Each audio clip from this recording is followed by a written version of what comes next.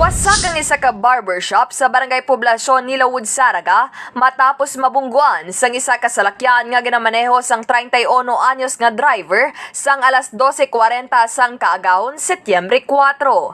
Sa interview sang Radyo Bandera Iloilo kay Police Lieutenant Marvin Fuentes, Chief of Police sang Saraga Municipal Police Station, nagikan sa Dumangas kag padulong kontane sa uton ang driver sang nadulaan sang kontrol sa manobela sa korbada nga bahin sa atubang sang Saraga Public Market.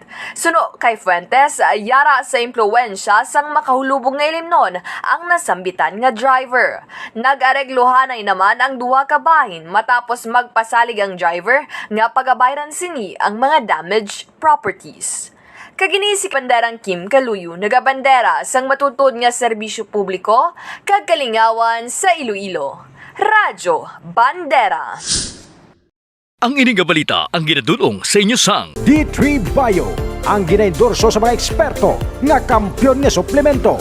Himo sa gin-extract nga virgin coconut oil nga may antiviral kag antibacterial properties nga sarang makatapna sa mga cancer cells kag mga bukol-bukol sa lawas. Ang D3 Bio, mabakal sa mga butika sa Iloilo.